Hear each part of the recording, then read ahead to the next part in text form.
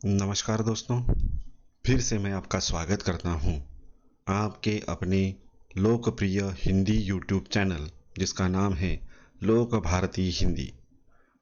सातारा जिला हिंदी अध्यापक मंडल सातारा और लोक भारती हिंदी इसके संयुक्त तत्वाधान में एससीईआरटी के द्वारा जो सेतु अभ्यास यह उपक्रम शुरू है, इसके बारे में दैनिक जानकारी देने के लिए आपके सामने मैं विनायक बगाड़े प्रस्तुत हूँ। मैं हिंदी का अध्यापक हूँ। हिलरेंज माध्यमिक विद्यालय भिलार, तालुका या तहसील महाबलेश्वर, यहाँ पर इस छोटे से गांव में जिसका नाम है भिलार, यह इस पुस्तक की जो विशेषता है, जो पहचान है, वह पुस्तकों का गांव है। पूरे भारतवर्ष में यह एक पहला ऐसा गांव है जो पुस्तकों के महत्व को अपने अंदर समेट कर खड़ा है। और ऐसे छोटे से गांव में मैं अध्यापक का कार्य करता हूं। आज दिन 8वां और कक्षा है 8वीं। तो इस कक्षा में आप सभी का स्वागत है। आज 8 जुलाई 2021 इस दिन सेतु अभ्यास में जो कृतियां हम करने वाले हैं वो आपके सामने प्रस्तुत कर रहा हूं। लेकिन इसे प्रस्तुत करने से पहले आपको बता दूं कि कई विद्यार्थियों की ऐसी अपेक्षा है कि सभी प्रश्नों के उत्तर यहाँ पर आपको प्राप्त होने चाहिए। लेकिन दोस्तों, यह गलत होगा, क्योंकि ये सभी कृतियाँ आपको करनी हैं। मैं तो बस आपका मार्गदर्शन करने के लिए एक सुलभक की भूमिका निभाने यहाँ पर उपस्थित हूँ। तो जो बड़े प्रश्नों के उत्तर हैं उसे तो आपको ही लिखना होगा। अब इसे लिखते समय उसमें क्या ज़रूरी है, इस पर चर्चा हम यहाँ पर करेंगे। जो हम चर्चा यहाँ पर करने वाले हैं, इन्हीं मुद्दों को आधार मानकर अगर आपने यह कृति पूर्ण की तो वह जल्दी आपकी पूरी हो जाएगी। और इसीलिए हम यहाँ पर उपस्थित हैं आपकी सहायता के लिए। लेकिन ऐसी अपेक्षा मत रखिए कि सभी प्रश्नों के उत्तर आपको हम ही दें। तो इसमें जो वस्तुनिष्ठ प्रश्न हैं इसके उत्तर देने का प्रयत्न मैंने किया है। लेकिन जो दीर्घोत्तरी प्रश्न है, निबंध लेखन, कहानी लेखन या पत्र लेखन, इसे तो आपको ही अंतर्जाल से ढूंढकर, इंटरनेट पर ढूंढकर, उसे देखकर उसकी पूर्तता आपको करनी होगी। मैं तो बस यहाँ पर थोड़ा थोड़ा सा मार्गदर्शन करने उपस्थित हूँ। तो यहाँ पर देखिए, 8वें दिन में अपेक्षित कौशल कौन सा है? भाषा की बारीकियों से अथवा ढंग पर ध्यान देते हुए सार्थक वाक्य बताते हैं तथा लय, ताल, आरोह अवरोह, हाव भाव के साथ पठन करते हैं। तो छात्रों को क्या करना है, जो भी वो पढ़ रहे हैं, जो भाषा की बारीकियां हैं, उसका जो ढंग है बोलने का, उसे सार्थक वाक्य बताने हैं। और इसका पठन करते समय उसका एक लय होती है, एक ताल होती है। पढ़ते समय आरोह अवरोह और हाव भाव के साथ इसका पठन करना है। तो इस अपेक्षित कौशल को लेकर हम यहाँ पर उपस्थित हैं। देखते हैं इस कौशल की पूर्तता के लिए कौन कौन सी कृतियाँ यहाँ पर दी गई हैं। सबसे पहली कृति है आओ पता करें। इसमें पहला है, छात्रों को दृश्य रूप में न होकर भी एहसास दिलाने वाली मस्त हवा की अटखेलियों की जानकारी दें। और दूसरा है, कविता का लय ताल के साथ सस्वर गायन करें। अब देखिए छात्रों को क्या करना है। ये जो 7वीं कक्षा में जो कविता थी बसंती हवा, इस कविता की पंक्तियां यहाँ पर कुछ दी गई हैं। तो ये जो हवा होती है, ये हवा बड़ी नटखट होती है, चंचल होती है, कभी इस जगह पर तो कभी उस जगह पर, और वह दृश्य रूप में हम उसे देख नहीं सकते। हाँ, उसका एहसास वह हमें दिलाती है, उसका अनुभव हम कर सकते हैं, लेकिन उसे देख नहीं सकते। और ऐसी यह नटखट हवा जो होती है, बसंत ऋतु में बहने वाली हवा, खासकर उसकी अटखेलियाँ, अनेक प्रकार के खेल हैं। इन खेलों के बारे में जानकारी यहाँ पर देनी है। और इस कविता को छात्र से लय ताल के साथ इसका सस्वर गायन करवा लेना है।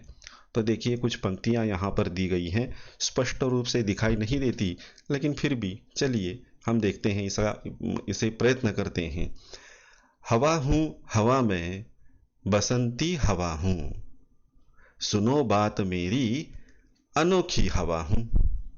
बड़ी बावली हूँ, बड़ी मस्त मौला, नहीं कुछ फिकर है, बड़ी ही निडर हूँ। जिधर चाहती हूँ उधर घूमती हूँ, हवा हूँ मैं हवा, बसंती हवा हूँ, मुसाफिर अजब हूँ। अब देखिए इस कविता में जो बसंत ऋतु ऋतु में बहने वाली जो हवा है, यह हवा अपना परिचय करा देती है कि मैं हवा हूँ और मैं बसंत ऋतु की बहने वाली एक बड़ी सुंदर ऐसी हवा हूँ, एक हवा का झोंका हूँ। और वो कहती है बात मेरी सुनो, वो कहती है मैं बहुत ही अनोखी हवा हूँ। आगे वह कहती है मैं बड़ी बावली हूँ, क्योंकि मैं किसी की बात सुनती नहीं हूँ, और मैं बड़ी मस्त मौला हूँ। मस्त मौला यानी यहाँ पर अपनी आज़ादी से उसके मन में जो इच्छा हुई उस इच्छा को वह पूर्ण करने वाली। कभी ऐसा नहीं सोचते कि चलो वहाँ पर जाने से क्या होगा, यहाँ पर आने से क्या होगा, लोग क्या कहेंगे। जी नहीं, वह किसी का विचार नहीं करते। उसके जी में, उसके हृदय में, उसके मन में जो विचार आते हैं, जहाँ पर उसे जाना है, बड़ी निडरता से और किसी की फिक्र, किसी की चिंता न करते हुए बड़े निडर भाव से वह यहाँ वहाँ घूमती रहती हैं और बताती हैं कि मैं हवा हूँ और बसंती हवा हूँ। और सबसे अंत में वाक्य दिया है, देखिए, मुसाफिर अजब हूँ। मुसाफिर यात्रा करने वाला यात्री। तो यह एक अपने आप को यात्री मानती हैं और इस यात्रा पर वह निकल पड़ी हैं, और इस यात्रा में उसके मन में जहाँ पर उसका जी चाहे वहाँ पर वह जाती हैं, सभी को खुशियाँ देती हैं और इठलाती हुई ये बड़ी चंचल हवा चारों तरफ यहाँ वहाँ घूमती रहती हैं। तीसरी कृति दी है, छात्रों से कविता का सस्वर पाठ करवाएं। तो यह जो छात्र हैं, यह छात्र इस कविता का सस्वर स्वर के साथ इसका पठन करेंगे। आओ सक्षम बने। पहला है, प्रकृति की अप्रतिम सुंदरता का वर्णन करो। यह प्रकृति जिसे हम निसर्ग कहते हैं, प्रकृति कहते हैं, यह प्रकृति बहुत ही सुंदर है और यह सुंदरता चाहे कोई देखे या न देखे, प्रकृति अपने सुंदर सुंदर रूप दिखाती है और अपने हम सबको अपनी ओर मंत्रमुग्ध आकर्षित करती है। ऐसी यह प्रकृति बहुत ही अप्रतिम है, सुंदर है। ऐसी प्रकृति को हम चित्र में कैद नहीं कर सकते। सारी की सारी सुंदरता हमारे ब्रश उसे उतार नहीं सकते। हमारा कैमरा भी बहुत छोटा है। कई लोगों को आदत होती है कि जहाँ पर अच्छा दृश्य दिखाई दिया, अपना मोबाइल निकाला और फोटो निकाली। लेकिन यह प्रकृति में इतने अच्छे परिवर्तन होते हैं कि इन सभी परिवर्तनों को हम अपने कैमरे में कैद नहीं कर सकते। और हर पल हर क्षण यह प्रकृति बड़ी सुंदर सुंदर चित्र, अप्रतिम सुंदर चित्र हमारे सामने प्रस्तुत करती रहती है। तो ऐसे अप्रतिम सुंदरता का वर्णन यहाँ पर छात्र को करना है। दूसरा है, प्रकृति की रक्षा के लिए उपाय पूछे। यानी प्रकृति यह इतनी सुंदर है तो इसकी रक्षा का भार तो हम पर ही है। तो ऐसी प्रकृति की सुंदरता बनाए रखने के लिए कौन कौन से उपाय हम कर सकते हैं, इन उपायों के बारे में भी हमें यहाँ पर छात्रों से वार्तालाप करना है, चर्चा करनी है। जैसे कि प्लास्टिक की एक बहुत बड़ी समस्या हो गई है, तो इस प्लास्टिक से अगर प्रकृति की रक्षा करनी है तो कौन कौन से रक्षा के उपाय हम कर सकते हैं, हमारे हाथ में क्या है और हम क्या कर सकते हैं, इसके बारे में छात्रों को पूछना है और छात्र इसका उत्तर एक परिच्छेद के रूप में यहाँ पर लिख सकते हैं। अगली कृति है, आओ अभ्यास करें।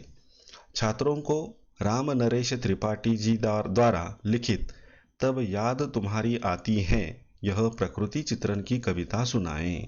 अब यहाँ पर अभ्यास करना है और अभ्यास करते समय जो राम नरेश त्रिपाठी जी हैं, इनके द्वारा लिखी हुई कविता तब याद तुम्हारी आती है, इस कविता का वाचन, अगर यह कविता आपको मिल गई तो इस कविता का वाचन कीजिए। जैसे कि यहाँ पर देखिए, मैंने पहले से यह कविता यहाँ पर लेकर रखी है।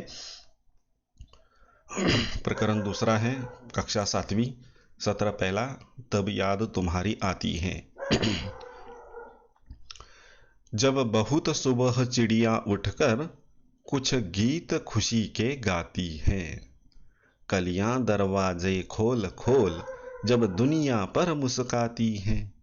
खुशबू की लहरें जब घर से बाहर आ दौड़ लगाती हैं। हे जग के सिरजनहार प्रभो, तब याद तुम्हारी आती है। कवि यहाँ पर कहते हैं कि जब बहुत सुबह चिड़िया उठकर खुशी का गीत गाती हैं, गाना गाती हैं, इसके अलावा जो कलियां हैं, यह कलियां अपने दरवाजे खोल कर जिस दुनिया में आती हैं और दुनिया को देखकर मुस्काती हैं और दूसरों के होठों पर, चेहरे पर मुस्कान खिलाती हैं। इसके अलावा इन फूलों से जो खुशबू की लहर उठती है और यह खुशबू की लहर जब हर घर में जाकर दौड़ लगाती हैं, उस समय हमें इस सृष्टि के निर्माणकर्ता, सृजनहार इस प्रभु की हमें याद आती हैं। क्योंकि ये सभी बातें हमारे हाथ में नहीं है, मनुष्य कुछ नहीं करता, ये सब सृजनहार प्रभु, हमारे सृजनहार ही प्रभु ही कर सकते हैं। और इस समय हमें भगवान को याद करना चाहिए।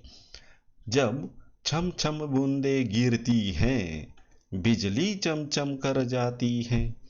मैदानों में मन बागों में जब हरियाली लहराती है।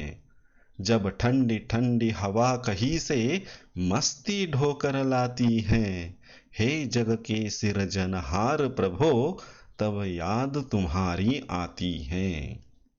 और कभी आगे कहते हैं कि जब छम छम करती हुई बूंदे काले बादलों से नीचे धरती पर आकर गिरने लगती हैं, जो काले बादल हैं, काले बादलों में जो बिजली है, दामिनी है, वह चमकने लगती हैं। और तब जो पृथ्वी पर मैदान है या वन है, जंगल है, बाग हैं, चारों तरफ इस बरसात के कारण जब हरियाली पैदा हो जाती हैं और लहराने लगती हैं, और ऐसी हरियाली पर जब ठंडी ठंडी हवा ये कहीं से मस्ती लेकर आती हैं, तब हे जग के सिरजनहार प्रभु, तब याद तुम्हारी आती है। और ऐसे समय में हमें हमारे इस प्रकृति का सृजनहार, निर्माणकर्ता प्रभु ईश्वर, इस ईश्वर की हमें याद आती है।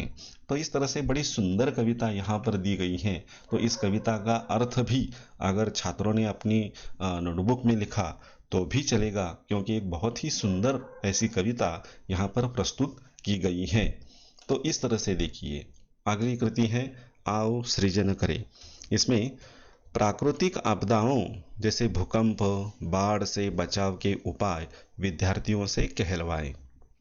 जब प्राकृतिक आपदा आती है, कोई संकट आता है, तो आप प्राकृतिक आपदाओं में देखिए भूकंप आ गया, तो भूकंप के दौरान विद्यार्थियों को अगर बचना है तो उसके कौन से उपाय हैं, ये उपाय उनसे कहलवाने हैं।